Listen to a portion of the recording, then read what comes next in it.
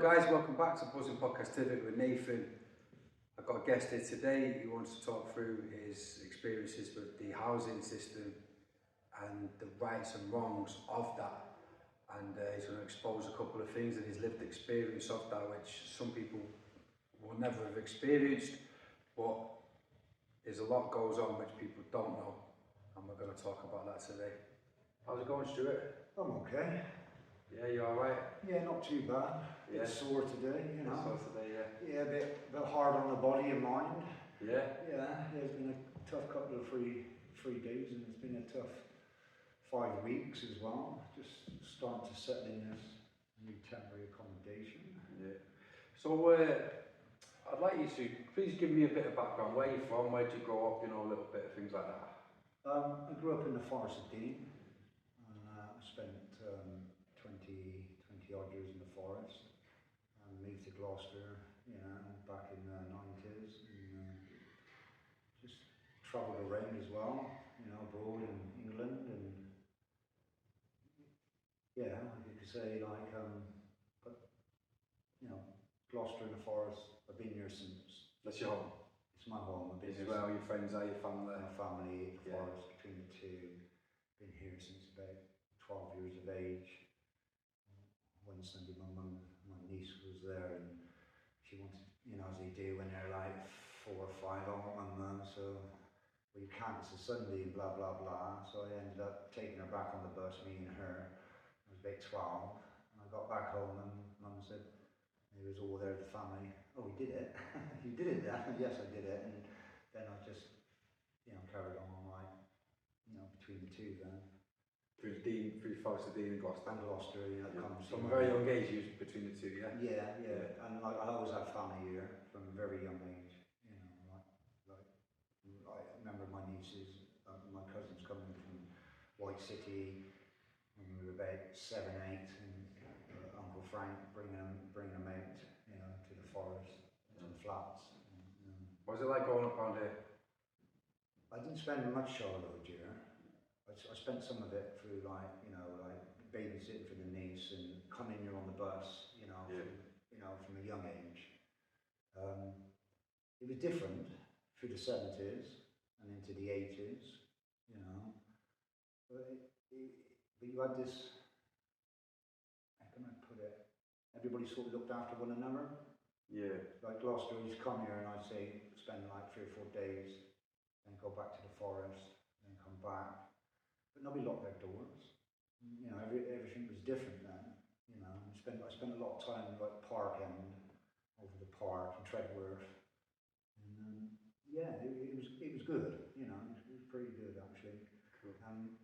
My sister lived on Regent Street for a while. First of all, sorry, she lived on Barbican Way by the prison. They had the houses there, so I used to come there. And then she moved up to Regent Street, so I used to come there, isn't it? And then yeah, Gloucester. So Gloucester's your home? Yeah, Gloucester's my home. Well, as I say, Gloucester's my home, the forest is my spiritual home. Okay. Yeah. The forest. Yeah. So we had to discuss, like, we had a bit of recon, you know, between me and you. We had to discuss, like, when did you first have issues with housing? Because you said, basically, you've been having issues with the housing for quite a long time, haven't you? Yeah. Well, actually, it started, my first experience was in 2001.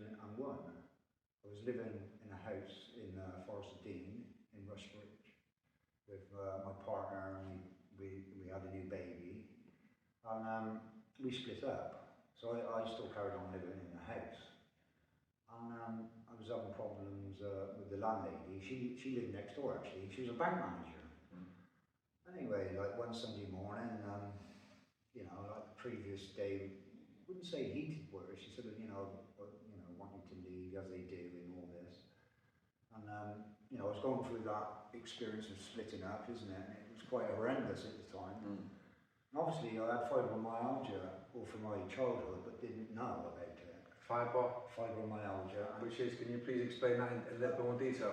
Fibromyalgia is it's a mental illness as well as a physical illness with the chronic fatigue syndrome, and it starts in your mind. I as in mental, but not as in you are mentally mental.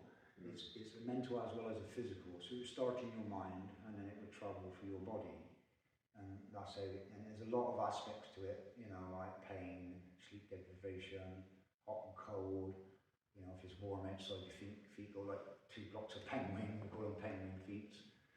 My hands, I have a problem with my hands, my joints. So very difficult. It is very difficult to live with, you know, like, because it chops and changes on. So it's unpredictable? Yes, it's very unpredictable and it affects your mood swings. Obviously, 8 years ago, when I did the hospital course, obviously, because that's when it fully kicked in, you know, and it took me the last, I'd say, 4 or 5 years to get used to it, to adjust, because it can make you a bit aggressive, but it's more frustration. Yeah.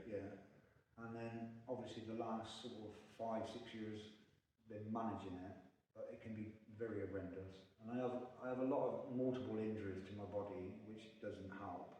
And with the underlying health issues and complex, so it has a very difficult for you. Very difficult for you. Yeah, very big impact on one's life. And this is quite relevant to where we're going to go with the conversation. So anyway, obviously I didn't realise I had the illness, and I put it down for other things growing up, like alcohol, and as you do, and you know, friends like, you know, they'll go out on a Saturday and they, when's you coming out? I'm still hungover. Oh, come on, it'll be all right, you know. And then so you thought you was hungover, but it was actually your illness? Yeah, it'd go on for a long, and I played darts twice a week, and I practiced, you know, as well, and we played Skittles and all that when we were like, when we were 19, we were doing the things what, you know, middle-aged men were doing. Oh, right, okay. It was good, you know. Yeah.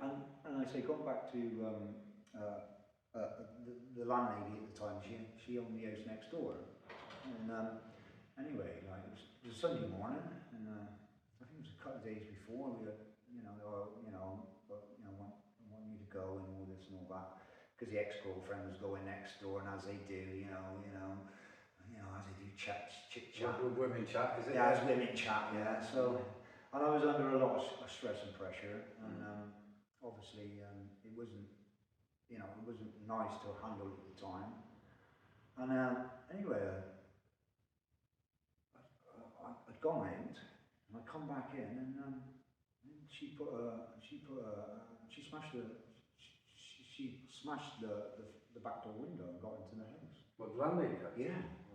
So I phoned the police, and she told this horrendous story, blah, blah, blah, and I ended up being arrested. I couldn't believe it. What did she say? Did she say that you broke in, or? No, she was saying, like, I think a couple of days before, about my mental health. You know, she was saying he's acting really strange and, you know, being really bizarre and stuff. Could you have been, you think? Yes, I was, but that was due to the fibromyalgia. Which you didn't know you had. Which I didn't know I had, and obviously I was under a lot of stress and pressure, you know. So what happened, like, what happened with the situation with the police? What happened with was you evicted, No. Anyway, they took me to the police station, and I always remember it. I have one of these memories, you see. Yeah, I can tell you the time, date, who was there, what they said. Photographic memory. No comment. Anyway, so I went to the police station, and there was a guy sat in there, you know. He didn't look a police officer, he looked like maybe a professional person anyway. And he looked at me, and he looked at the arresting officer, and he went, like that. Then he released him straight away. Went back now. A day later, she came round with her granddaughter, and picked some strawberries. I had borders, I was growing strawberries. I said, yes, Janet. Janet Water. I said, yes, Janet, you can, you know. And then, so basically she said, you wanted you out. So I went to the council, and he said, stay where you are, isn't it? So, I just, one morning, it was about a week later, I just got up and, I ain't doing this. You know, I had a very comfortable life, you know. I had friends and family around me. I had everything I wanted. As in material things, didn't want for anything. So I sold the cars, sold a couple of 3 cars I got, put my stuff in a garage, and I just went to London. Just got on the coach. Actually, I went to my mum's first. I said, I think I was only there a couple of 3 days. I didn't know where I was going, and I was a bit lost. And I was working on a music festival at the time, and that finished. And yeah, so I packed up, put stuff in the garage, sold my personal stuff, took it to mum's. Stayed there a couple of nights. I got up one morning, I don't know what it was. My mum had remarried, you know, my mum had been married twice, been through a lot in her life, God bless her. And so my stepdad, he was brilliant. He was my dad, I met him when I was 17. He was an amazing guy. You know, I had 2 dads before. My original father was a nice guy, but I didn't really know him because he left when I was quite young. No. Even though he kept him going as in, you know, communication, because I had a whole older family members. And you just got on with it, isn't it? And yeah, so I went to mum's and I woke up and I said, I'm going now. And I said, where are you going? I said, to London. Oh, no. She went, Terry. Because Terry was quite deaf. Terry, tell him. You know, and Terry went, just let me go. So off I went to London.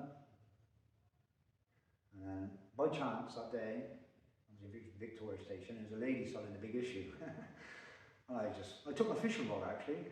I had a plan, isn't it, just like go fishing.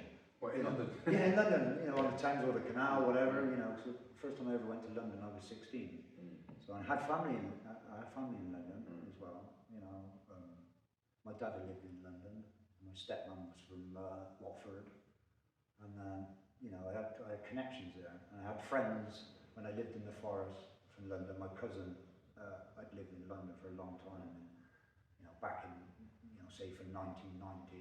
So did you go there for work or just for a new start to get over the relationship and just a fresh start, is it? So basically just got up and went there. I don't know what I just needed a break. Yeah. And I just met, I met the lady selling a big issue, and she asked me the big issue, and I said, no. I said, well, no, I'm homeless actually. And she went, well, you got nowhere to stay tonight? And I said, no, actually. And then she said, her name was Julie, and she was German, but she spoke in perfect English. And she said, oh, I might have a place for you. She said, come back in a couple of hours. Like, I didn't know London. You know, I've been in there like, you know, as a tourist and stuff like that. Or I've gone to London, you know, that day and came back the next night, or, you know, popped up to London and then come back within 3 or 4 hours, things like that, yeah. So she said, come back. So I went back, she was there. She said, I have a friend, she said, but I have to go and ask her. I said, okay then. So in the back of your mind, you're thinking, okay, you know how it works, okay, then, give her a chance. She said, we have to go to Hackney. So we got on a 33 bus to Hackney. It's just 2 days in one, isn't it? Just having a chat. And then she said, oh, I'll go to KFC. She said, wait there. So I stood outside KFC on Kingsland Road, you know, Shoreditch, on Dalston Memorial. And she was about 20 minutes. I thought, oh, no, I'll never walk goose chase, innit? I think of my plan B. Oh, the canal's just there, actually. Pretty rod, yeah? Yeah, I had my rod. You know, I had my little bag, you know, a little odal. And then I thought, wonder if there's a back door. I was just about to go in, and she came out. She said, we go this way. She walked back down to Kingsland Road, and there's the canal running like that. And it was next to Travis Perkins. They had squatted in a flat. And as she was walking down, I said to her, could you use a long time? And she went, well, you know, I had to get the toilet roll, wouldn't come off the odour. So we went into this flat. It was an old warehouse, and Travis Perkins was next door. And then it was a beautiful sunny day, and you had steps going up to it. And as I came in, this girl came out, and she was looking down at me. And she said hello, I said hello, and Julie said, no, this is Linda. I said, oh yeah, and she said, oh, come up. So I went up, and I spent 7 months in the squat with her. Doing a squat, yeah? Yeah, it was a squat. Beautiful squat, brilliant. We had everything. It was it's like a brig on a ship. Right. You had a cage first, then you went for the cage, and then you went for a door, and now it was all barred. Yeah, brilliant. And apex bars like that in there. Yeah. So I could do my exercises. I was laughing when I have to do it. I was like, I just was doing pull-ups with you. everything swings, you know, like they do on the gymnastics. Everything was Yeah. real fit and healthy. I could run Yeah. 20, 30 miles a day easy, you know. What year was this? This is 2001. 2001, yeah. Anyway, we spent some time in Germany, and Julie was in there, mate. She had another squat and another. You used to go to Germany with her? We did go to Germany after, me and Linda, and they had another squat. So Julie was only like flitting between the two. So we had the old place. So how many people living in the squat? Just the two of us. Just two of you? I had a bed in the bedroom, in the front room. We had electric fire, TV. It was all wired up, you know. Do you ever get bothered by the authorities? Once or twice, and I had to go up Kingsland Road to solicitor, and he gave me a notice, section whatever, saying you cannot enter. Yeah? Because the laws have changed though, haven't they? They can Yes. actually, if it's a domestic property, they can remove you now, can't they? Straight away, immediately. But if it's commercial, yeah. they That's can't, right. yeah. I looked over the road the other day, right, and I see people going in, and she said, there's a squat over there. It looked like a shop front. So I was in the squat with her, and Julie, you know, like, I met her friends, their friends. So how does a squat work? I mean, do you have to always, one of you be there in case someone comes and tries to remove your stuff? Once you put the notice up, Yeah. you can be on your own. But if you don't have that notice, you can always have somebody there. Because if they come in, they change the locks, everything. Yeah, like you said. So you can never leave together. You have to be one of you. And when I was there, and when they came that morning, it was a Monday morning. It was. I always remember it. And they knocked the door and all that. I would come in, and she said, "No, you can't." And so she waited, and she had a solicitor up the road.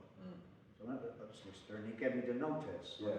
I went back, pinned it, and they couldn't come in or anything like that. Squatters' rights. Squatters' rights. Squatters, old school squatters' So rights. we had the squat, me and Linda, brilliant, you know, for 6.5, 7 months, and I said all the lecturers were doctored. They came in, they couldn't even find it. They knew it was coming from somewhere, but that was all before me. Yeah, yeah. They had people coming in, and with squatters, you have your own laws, isn't it?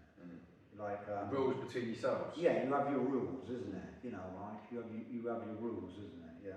So we got on great, and yeah, we spent some time. It's like a commune, really, isn't it? It is, yeah. You like, you know, like food-wise, you know, you all chip in, you all do the best you can.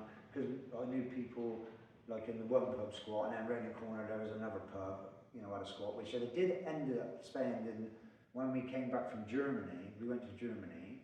I did end up spending a night there, 2 nights there. How did you get to Germany? You have a passport? Yeah, I had a passport. She had a passport. We was there one day, and I thought he was going to say, no, we got him back of a lorry now. no.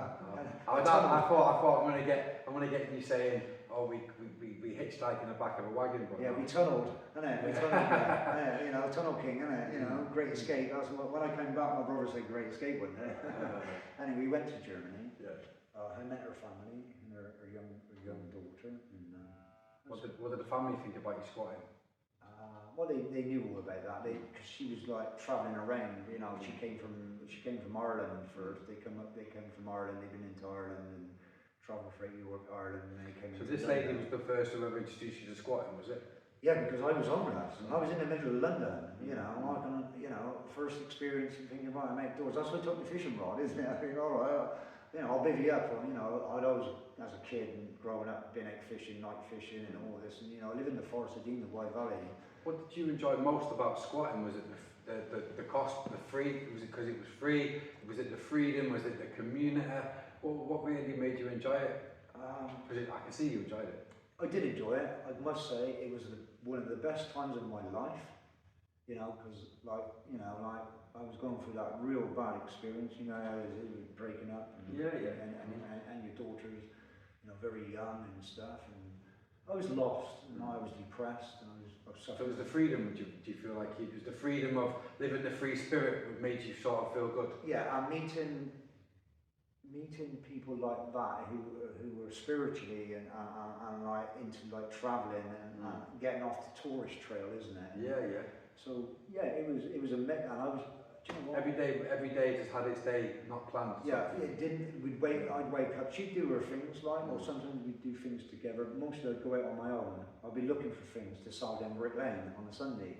Yeah, and I'd go out busking, yeah, and I'd come back, and then go to Tesco's and get some food in, and we looked after each other. Yeah. Because I can remember Julie on the way. Did you look after other people in the squatting community as well? Did you? Well, they did.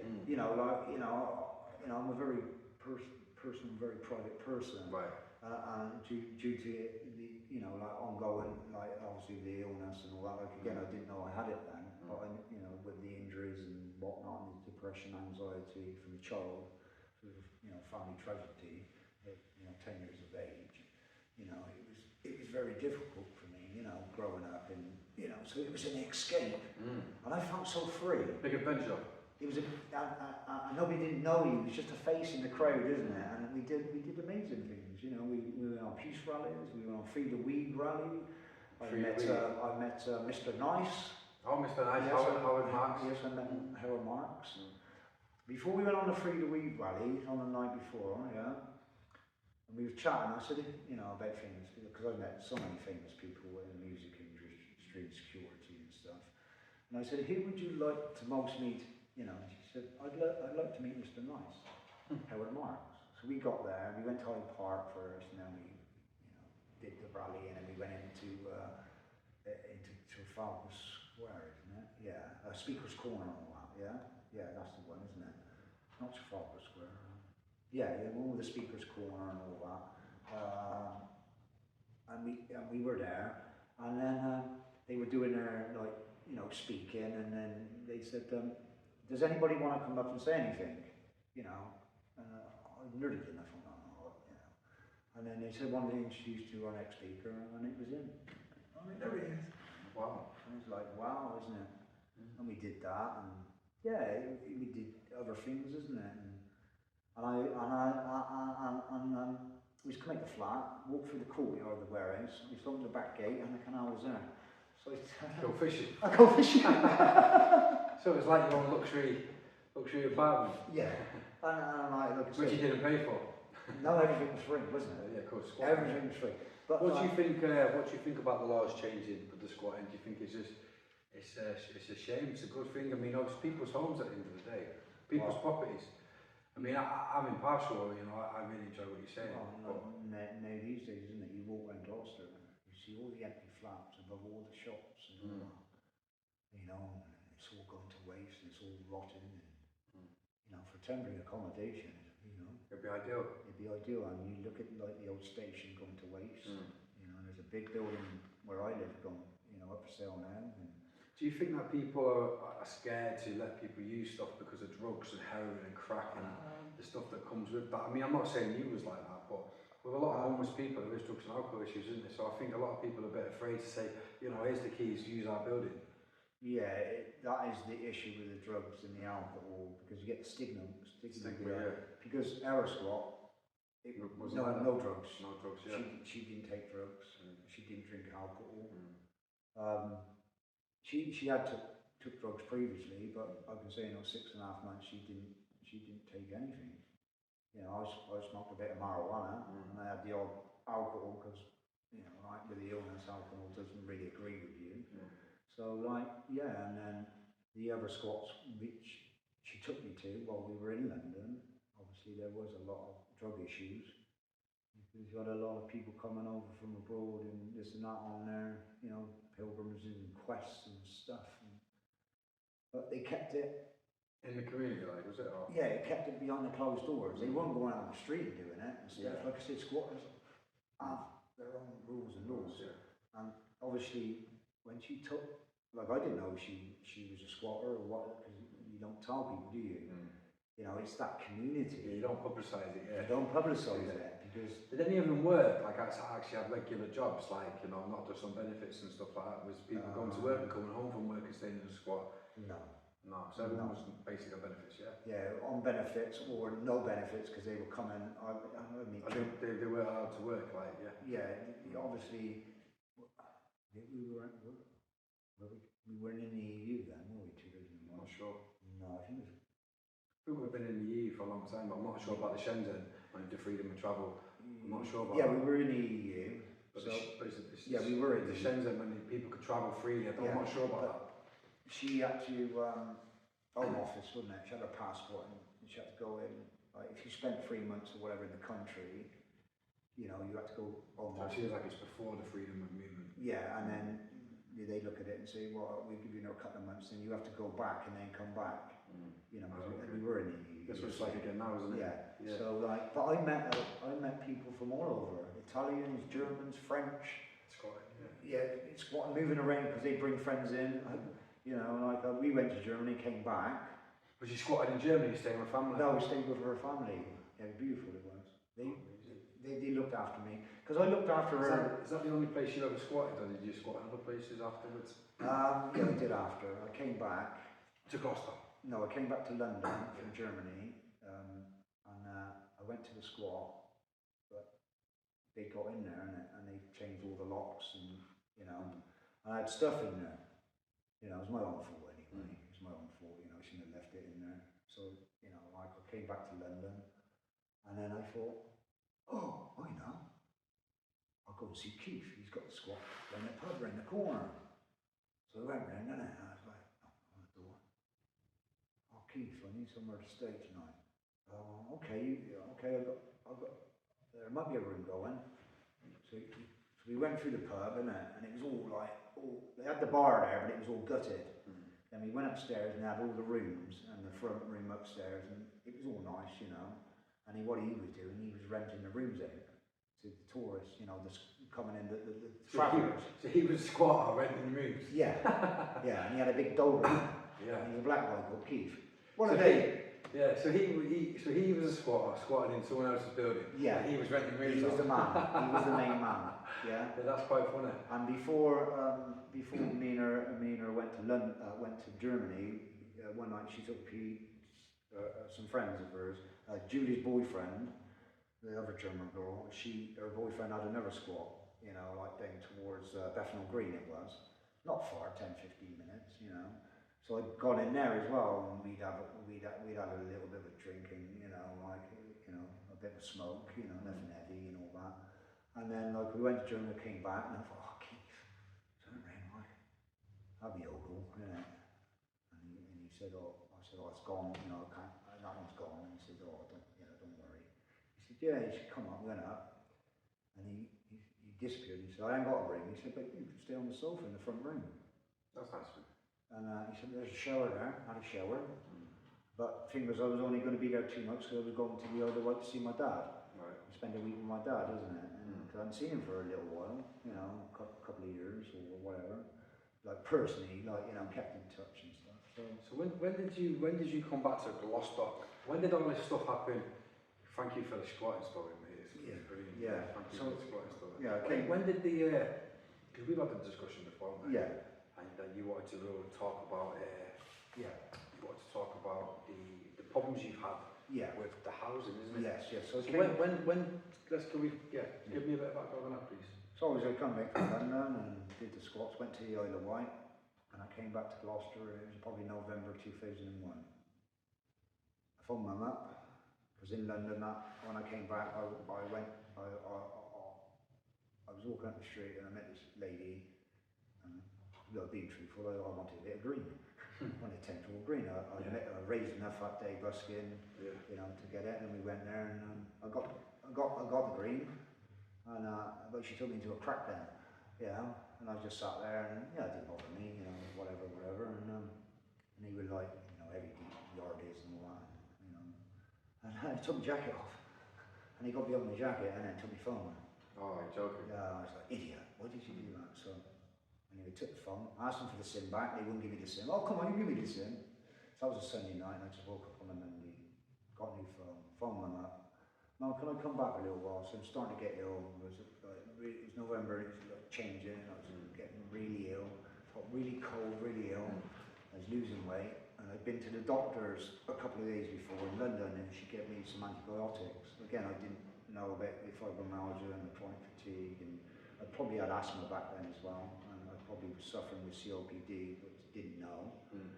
So and I come back to Mum's in November, slept on her floor for 3 weeks. I got a job down Westgate Street in a kebab with Marcus, Chippy and everything. And I got a room in the B&B in Nicky's.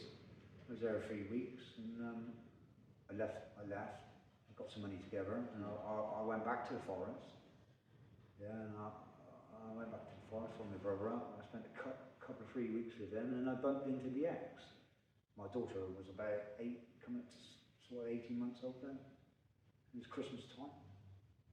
And then I bumped into Wars, and then blah blah blah, and then the next day she comes to my brother's, and I went to hers when we got back together, but in between I'd gone to the city council, and after Marcus is working, you know, and they gave me a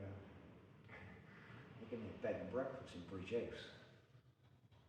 Oh, it was horrendous, because it was real bad then, no cameras, and you know the culture of everybody like homeless being put in a B&B by the council.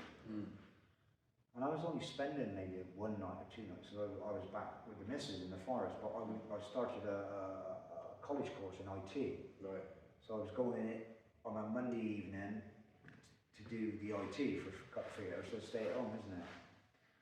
And one day it came in, and the caretaker was laid on my bed. I opened the door, he's opened it, watching telly. I said, "Oi, what do you think you're doing? What are you doing, innit?" Blah, blah, blah, like, "Oh, because you've got the telly, innit?" So anyway, left it as that. And I'm going to say, in those 3 or 4 months, yeah, I probably only spent, like, say, a week there in total. And you're there trying to wait for a housing, so it's like a stopgap for you. Yeah, stopgap, because then I'm officially, like, I'm in a B&B, isn't it? I'm homeless. Yeah. Yeah, because that's when I registered with the council in Gloucester, even though I was registered in the Forest of Dean, and I wasn't working, I was ill, you know. And then, yeah, so I got the B&B, and then after that incident with him led on my bed, and all the chaos there, and the usual knocking people, you got this, you got that, and this and that, and, you know. And so I just stayed there, keeping myself to myself, and it was about 2 weeks later, and I come in, innit? And I didn't, obviously, the lock had been kicked in.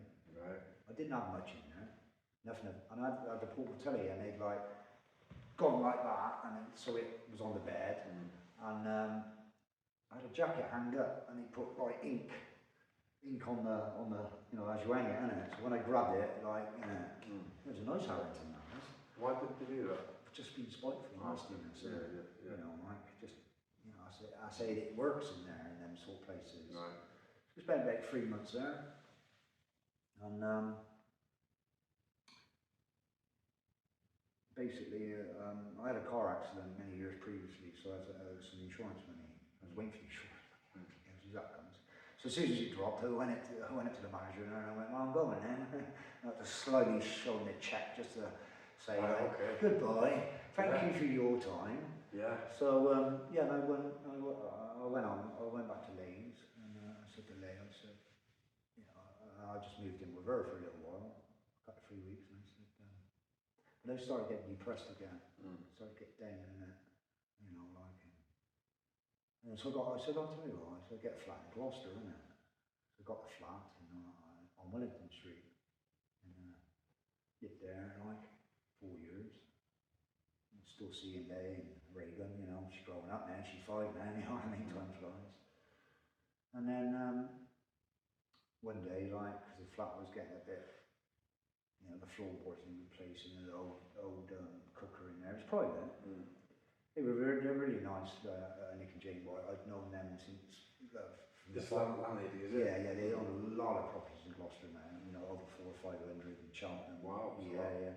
And yeah, obviously I remember not her husband Nick, but Jane. I knew her from the forest, and her from Mr. Dean and all that. Because in the forest, everybody knows everyone. Right, yeah. And if you got a bit of a reputation, you know, everybody knows you, isn't it? No, okay. You know, like it's different. Did you have a reputation? Did you? I had a very my family reputation. Yeah, family reputation.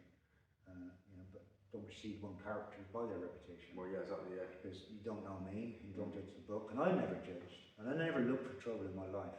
You know, I never went out there purposely and looked for it. It was just, I suppose it was the way it was in the late 70s, 80s. You had the punch up.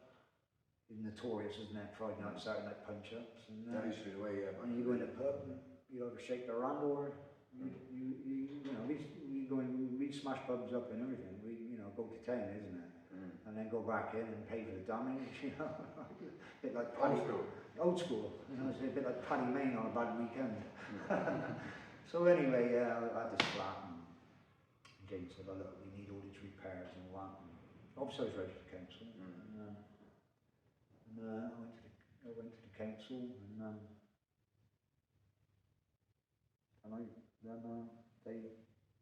they offered me a flat down the Jukers in Westgate Street. Okay. So I went from there down to Westgate, and I lived there 10 years, 11 years anyway. And so that's about 2002. Yeah, 2000. Yeah. So you stayed there for 11 years. Yeah, 2002. Yeah. So it worked out about long time. Yeah, 10, 11 years.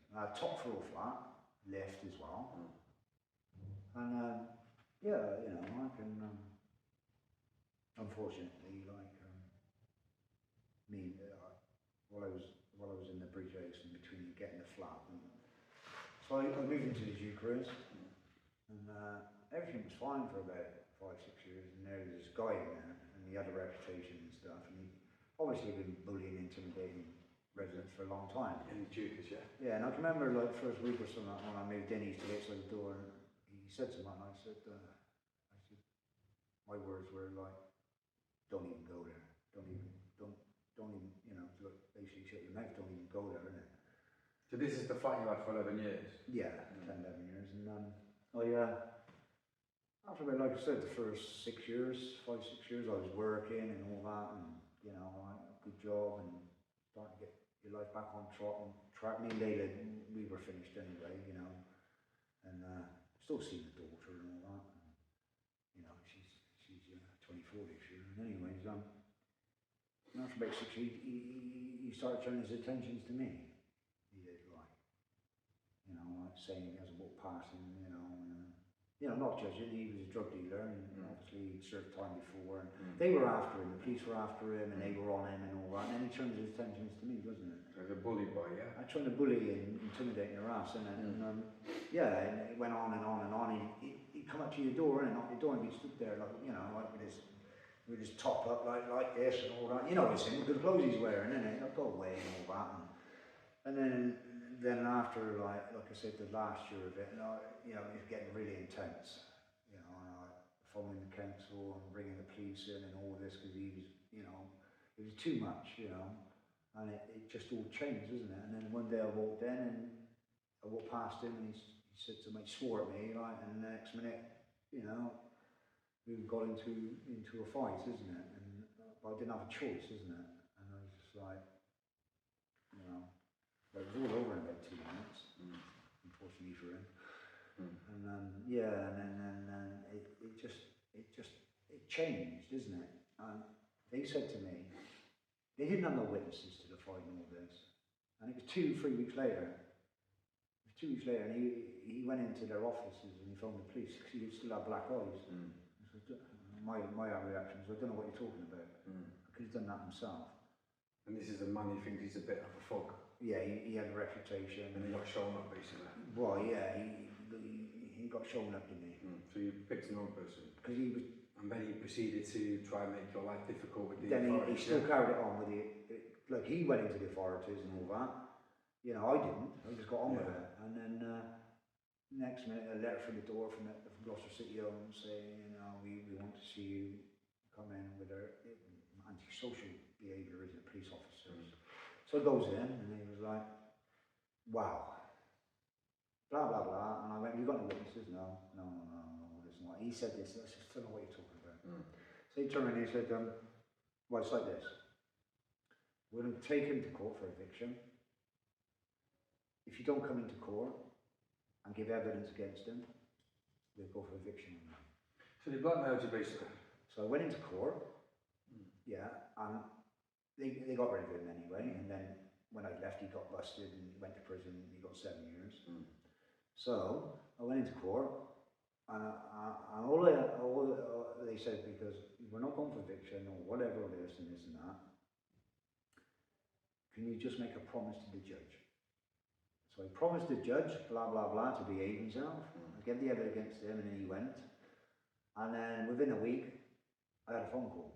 I was bidding anyway, because I wanted to, before, I was bidding anyway, you know, I wanted to move on and do, you know, something different.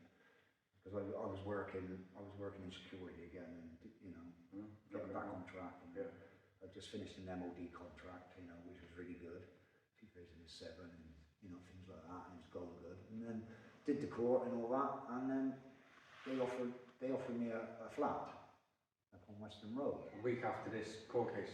Yeah, well, you know, that's county court, wasn't it? So did that, made him a promise. Then went to Western Road. Took me I had the month leeway to move it, you know, just a little bit here and there, walking and all that. And I got into Western Road and I spent like 4 years there anyway. And I sat down in the chair and I couldn't move after a couple of weeks.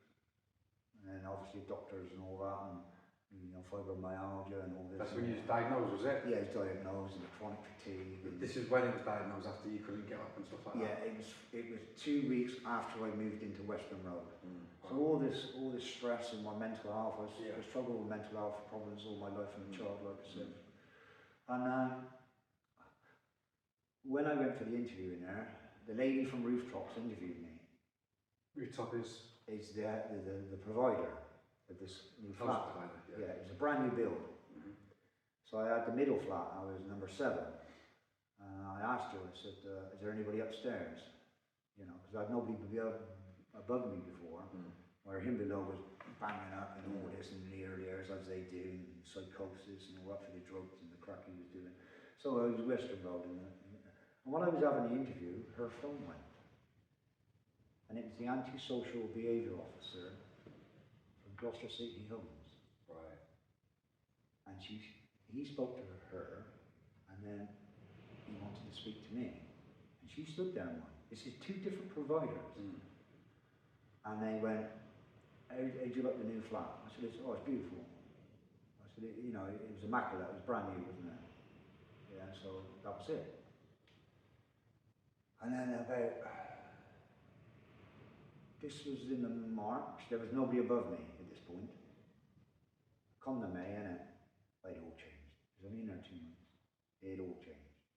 All the stamping, the banging, fights and arguments, girl in the guy there with screaming, and it's horrendous. So I put up with it, because you come and do after you've been there 3 months, you know, they sign you off for a full term. And Harriet come in, and I said, Harriet, she's all right. I said, no, not really. Why? I said, upstairs I can't cope. I said, it's too much, blah, blah, blah. And then, because the old house was just horrendous. There's lots of children there. And there was 12 flats, I think, in this build, 1 door. And I was going upstairs as well with all the injuries I had. And she came in and I said, what a noise, man. It's deafening. Blah, blah, blah. Is there any soundproofing in here? I could hear her talking. You know, I could hear people talking, eating your dinner. You didn't need a telly. You could hear them talking between both walls to below everything. Yeah. Because they connect their shower with them. Right, they all connect their shower, isn't it? Yeah. And in that day, she was like, I said, I can't handle this. I said, you know, sleep deprivation, blah, blah, blah. And she said, there was a few incidents. He got evicted one, and I come around. She said something about her, and there was another one in the front flat. They wanted out, and she didn't say who they were. And he said, yeah, there's quite a lot of things going on here. And she said, we can pay your water. Do they have to pay your water to be an informant? A whistleblower. Whistleblower, informant, same thing, I think. Yeah, an informant, a whistleblower. So they paid my water for 4 years. But and then I would, as a caring for 4 years they paid, and what did you have to do to get that? Like, well, like I say, it all changed then. So she said, I'll pay your water, because they wanted basically what I did. It's like a bribe, really. Yeah, it was bribery. You know, And they said, she paid the water, they paid the water. And I no, I don't know, didn't it? Of course, He didn't say nothing. She said, I'll pay the water, and I knew what they wanted. So they paid the water, and it was kind of 3 weeks later, and it was still going on, you know, and then below as well. It was horrendous. And I come in one day, and I was upstairs as I walked in through the door, upstairs flat, and they started throwing stones at me. And they'd been doing it to other people and spitting at me, and I phoned her up and I said, I ain't having that. Yeah. And So by this point you accepted the offer to give, to give them what they wanted. But I didn't say yes. When she said that day, I just paid the water, didn't I? Paid the water, yeah. So 3 weeks later, that incident happened. I phoned her up, and they obviously, you know, throwing stones, and it's a police matter. Spitting at you as well. As criminal and blah blah blah. So they got rid of him, innit?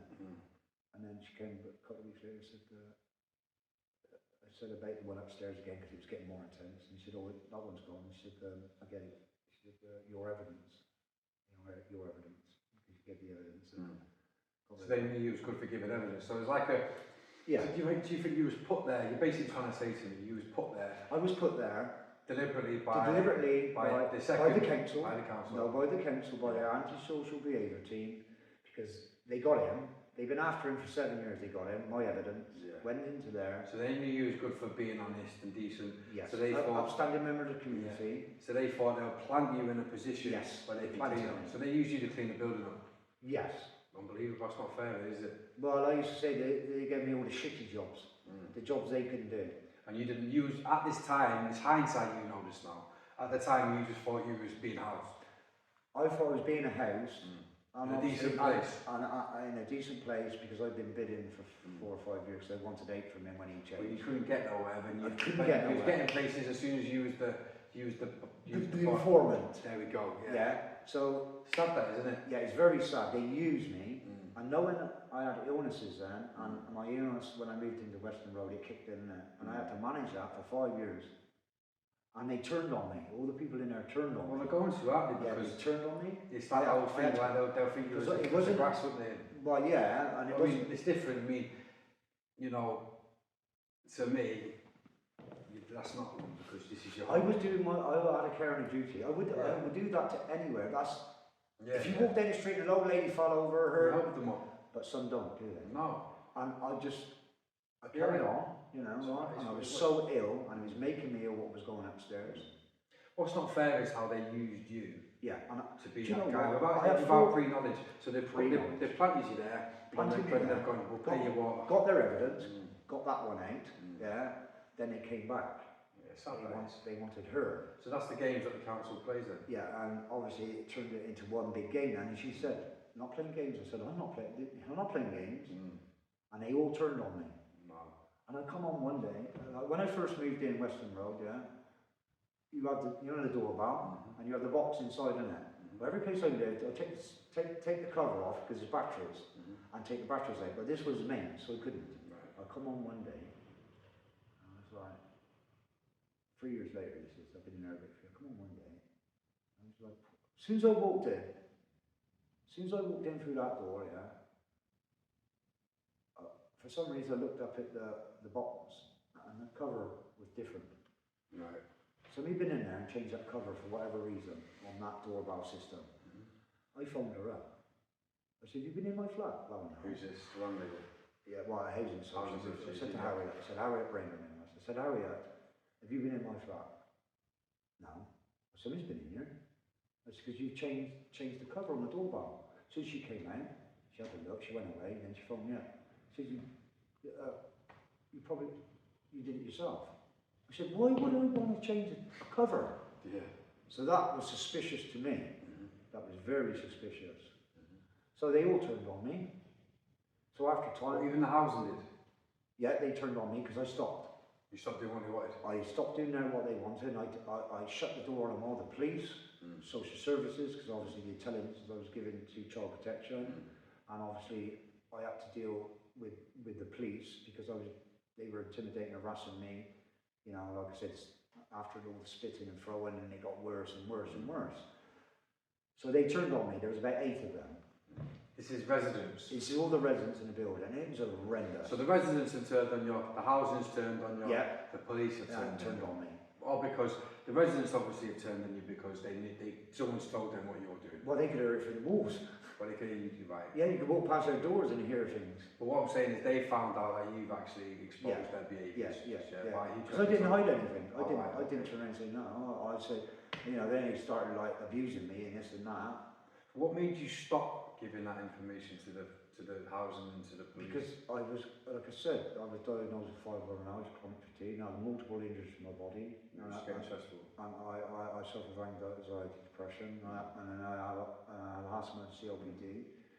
I was going up 2 flights of stairs as well, and it was horrendous for me. And obviously the medical evidence saying, you know, move on. So I didn't turn on them, I shut away from them. Right. But the residents in there, an incident one day, 6 or 8, outside, and I just, right there, come on now, park there. And I singled the main big one out, the main man, shut him up, and then he all went away, innit? Right. And then they carried it on in their own ways, like keeping me awake till the early hours and all that.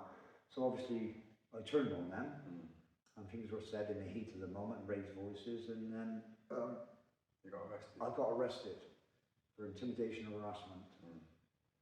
So I went to court, got found guilty on the 3 charges, pleaded not guilty, mind, because I was innocent, and because it was all. You just said that you had an argument with him, but it wasn't. What you was actually arrested for was an exaggeration. Is that what you're trying to say? Yeah, because over that, from that argument that day to 12 months later, they were gathering information from everyone else on me. Right. I shut the door, didn't stop talking to them, and what I did, I singled them out one by one. I get them on their own, away from the property. You know, because what they said and they did. What was you trying to do there? But achieve that, to tell them to stop, or? Yeah, because the police wasn't stopping it. Yeah. They weren't stopping it, and they all, what's it called? It was all set up with there was 4 residents, and they all stuck together, all coerced. Coerced. Yeah. It was all coerced, and they came back. Script. Yeah, and they came back 12 months later, arrested me, 10 hours in cell. Yeah, it was horrendous for me. And you know what? Those last 2 years, I was on an hour a night, 1 hour a night, actually for 4 years. So you was basically the victim, and they basically. Yes. And it shows the power of numbers, though, doesn't it? Like 5 people can make a. In the interview, no comment. Then she tried the police officer.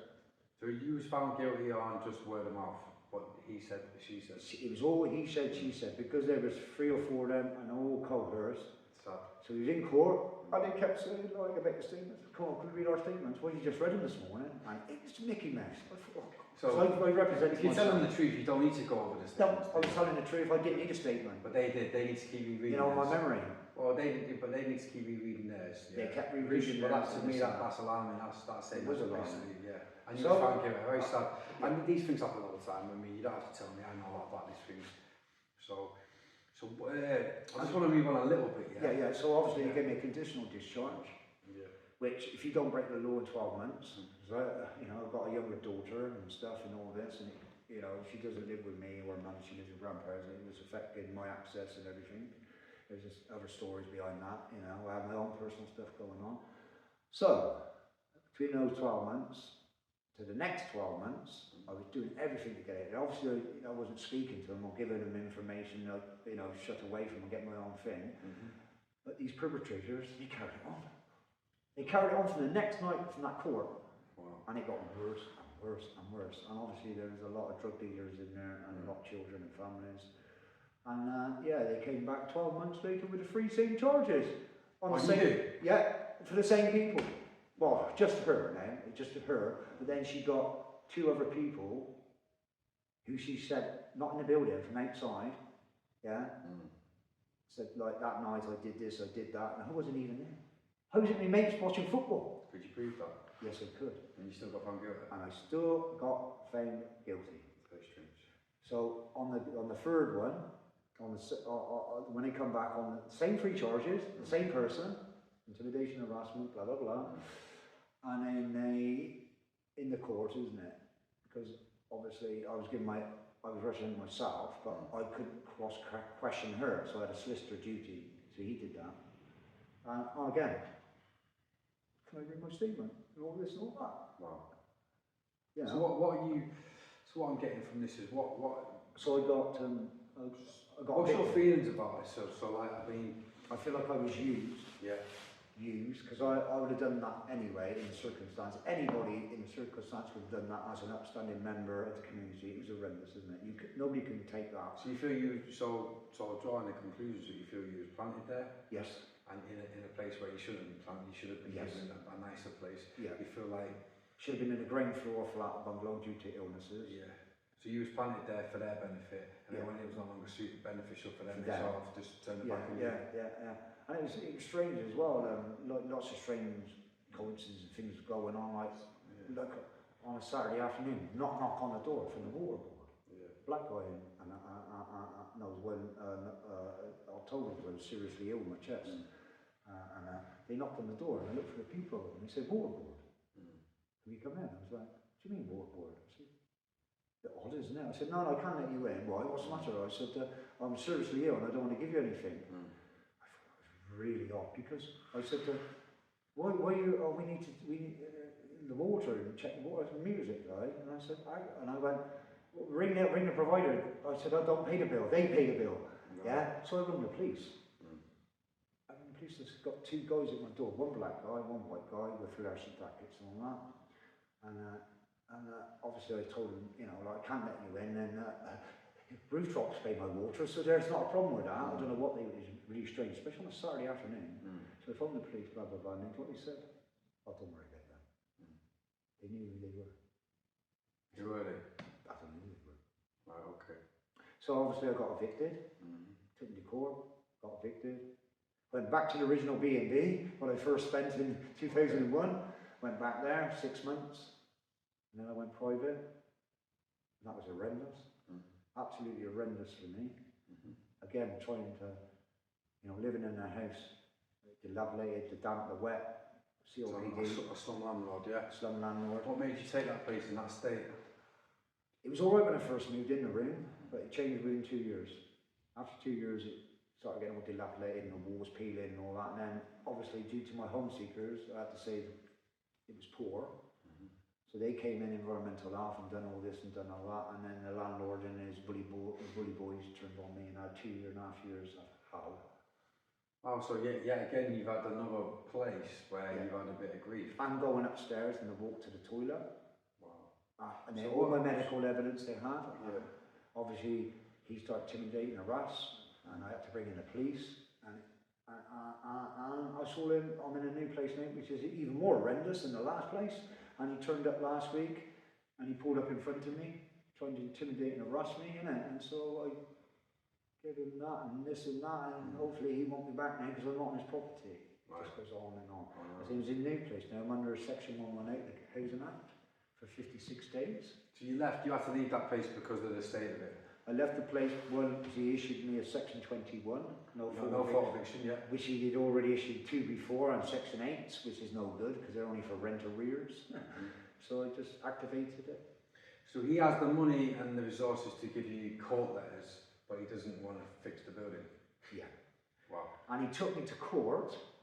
He did take me to court. We went in for the hearing, and then he walked away, and then he had his bill of $5.5 grand, but he wouldn't spend $5.5, $6 grand on the house. So wow. And then he did it again. He gave me a Section 21, and he issued new court papers for this March. So he wouldn't spend the money fixing the property, but he'd spend it on court fees. Well, Nathan, you've seen the video and the picture. It is absolutely horrendous. So doing my care and duty wasn't about the people in there. No. It was about him, and then he from last year he really started to intimidate and harass, bringing other people into it after the fire, this and that. So I activated Section 21. I've been in a hotel for 5 weeks without any access, as you know, to food. I'm only a kettle. I'm being put here, there, and everywhere. It mentally drained me, mentally, physically, moving about. My head all over shot. I'm depressed. And now I'm in this new place for, these 56 days, and it's absolutely horrendous for me. This is the YMCA, isn't it? Yes, it is the YMCA. And you're saying this is, you're saying how much do they get a week? £300 a week for you to be there? No, £1,100 a month, and there's 50 people in there, and it's horrendous. And it would explain why it's horrendous, please. new place for just over a week and a half. The YMCA? The YMCA in Gloucester, paying £1,100 a month. Is Which is the government's paying that, yeah? Yeah, that's the council government, you know, central government, and what do you get for that? I mean, £300 is a lot of money. £1,100 a month. Well, What service are they providing for these people? No food? nothing. So you're not fed?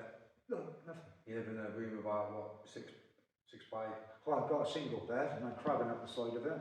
I have a separate shower room, but I got it in there for the first time the other day. And they say that it's supported. What support do they offer you? Well, they have one staff member on? they have like 2 or 3 staff members on for the day, and then man security 24 hours a day. What's the staff do? Nothing. Nothing? No. What they're trying to do, they're doing it again. They put me in there because they want me to give them the information about everybody there. Wow. Because what's going on there. Because you've got to understand that we're all there for our own reasons. But we're under the Homeless Act. And like I say, there's lots going on, which is not me. So they've approached you again to ask you to do stuff? Yeah, in their manner, yes. In a way, but they said, go into the office, you come into the office if you want to. Because there's been incidents there, I've only been a week and a half. I've been harassed, intimidated, like everything, isn't it? Again, isn't it? You know, you got this, you got that. No, because you say no, they don't like it. You know, it's like one of those scenarios, and you've got people there who give people things and this and that. And it's horrendous. I have a horrendous back injury, sort of hip replacement. Wasn't there something you said you weren't vulnerable? Remember we were having a discussion before? Yes, I was vulnerable. But when was you not vulnerable? There was actually something previously where you wasn't vulnerable enough to be housed, is that true? Yeah, that's when I went into the B&B after the eviction from Western Road. I was in there 6 months. I had a letter come on a Friday, on a Wednesday, saying that we will be stopping your rent on this Friday as you are not vulnerable enough. Right. So they put me out on the street. Yeah. I was out on the street for one night, managed to get with a friend for a couple of weeks, and then I managed to get this that private house, a room. Yeah. So I lived in that room. I lived in B&B room, and rooms, isn't it? It turned me into like a bear, you know, like claustrophobic. Yeah. And this new place I see, I've got no space. I'm on a mattress like that. I was supposed to be on orthopaedic medium. There's not even a nice. What do they do? You're supposed to be on orthopaedic mattress, and it's not. So you've got health issues. Yeah, I'm waking up like I've been hit by a lorry every morning.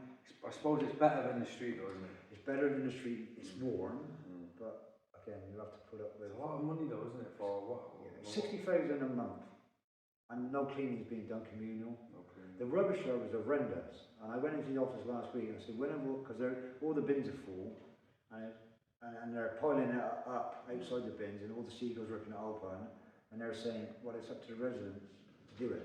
Well, I'm disabled, and the other people, they got severe mental health issues, same as me, isn't it? And you know, there's a lot of drug issues there, and like they said, isn't it? Where else are they going to go? I'd like to see the accounts from the YMCA, because it seems quite. It's very dilapidated, run down. It's like they're not. Do you think they're just stealing the money, like the YMCA? They're not spending the money on the home, or you know, like it's. So where's the money going? I don't know. What they said was because it's manned. Yeah, well, wages do cost money, don't they? Yeah, they said it's not only just about your rent, and it's about whatever. And I said, well, who does the cleaning? You have to do your own cleaning. I'm not in communals. It's just like, and all the outside, the patio, and all around the surrounding. It's just like, it's horrendous, filthy, dirty cigarette butts. But like I said to them, this didn't happen overnight. This is months and months of, and they ain't doing nothing there. No. So what happens now then? You're in there for 56 days. I'm in there for 56 days. And what happens? And then I'll have to go into the council, and they'll either say, right, we'll extend it there, or they'll offer me supported housing, i.e. a bungalow or a flat, which I need, and I will refuse anything else they give me. And then obviously my ranking in the ward, I'm on silver with severe medical need. So after those 56 days, it goes to gold. Well, I should be gold anyway, in my opinion. due to health I issues. suppose there is a process they have to go through, don't they? But it's Yeah, not right. I still don't and agree. the other thing is, I have asthma, COPD, I have serious lung damage. It's a serious housing crisis, isn't it? And it doesn't need to be, does it? Serious housing. It doesn't need to be either. No. So what? So to go to YMCA, you have to be vulnerable, yeah. So if I was made homeless tomorrow, Yeah. right? Yeah. I can, you know. They put you in a hotel, first of all. Yeah. And with the hotel, I was getting bad reaction to the bedding because my skin is sensitive and I have to have like sensitive stuff. You're not well, yeah. No, I'm physically and my mental health is not great. But by all what's gone on in the last 10 years, it's affected me horrendously. You know, horrendously. You don't seem positive side to it. You don't seem defeated. You seem you're trying to stay positive. Well, if you saw me yesterday before, I was really down. You know, but I have to stay positive. I can only think of myself. I'll always help others, and I always think of others due to the empathy. You don't get nasty over it to staff or anything. I've never been nasty. You get frustrated, obviously. Like I said to them, they said something happened the other day, and two girls were fighting and all that. And you're 57 years old, aren't you? Yeah, 56. Yeah, 56. Yeah, you're not a young man, are you? I'm not a young man, but I have this positive attitude, and I get on with it. And same as back at the YM. How do you manage that? How do you manage to stay positive? Because you might help someone listening to this podcast, because you've been through a lot in your life, you know, and this is it's interesting to know why you stay positive. I stay positive, and I always positively thinking. Like basically, I shouldn't be really walking. There's a miracle that I'm still walking, you know, and stuff. But I think positive. It keeps me driven. I have my own mission in life. Which is? I've always thought a person who would help people, and like, you know, and just, you know, friendly, you know, like if you've got a problem, after shared, it's good to talk. Probably shared, problem after. Yeah, and I can relate to all people from walks of life. Doesn't matter who they are, from the rich and famous to the person on the gutter. I do not judge. Got time for people, yeah. I've got time for people, but then I need time for me sometimes due to my illness, where I don't want to speak to anyone. I need time for me. I would help anyone, and anybody out on the street, if they needed help, I would do my best to help them, or somebody else to help them. What do you think? And my Christian beliefs keep me going, and plus my other beliefs, you know, like the three main religions which I believe in and I follow. But my you know, it's my Christian beliefs what keeps me going as well. And every morning I say thank you to my mum. When I wake up, thank you, mum. God bless her. God bless her. Yeah, God bless her. Mum and dad both passed last year. I'm sorry to hear that. Yeah, that's quite all right. They were in their 80s. That's good age. And my mum would always say, isn't it? My mum would always say to me, back in 2001, when I got on that coach to London, my stepdad said, you'll be all right. And she always said after, isn't it? Stewart, there's nothing in your madness, and it doesn't have to be regimented. Thank you, man. That's a great way to finish our interview, man. Thank you very much for sharing your story today. That's quite all right, and maybe we could do another one in the future about the housing and where you end up, hopefully. Yeah, and hopefully for the future, like they say, you know, it'll all work out. And stay positive. Stay positive. You know, give these people time if they need them, and we shall see where it goes, isn't it? And time will tell. Time tells everything. Take care, my brother.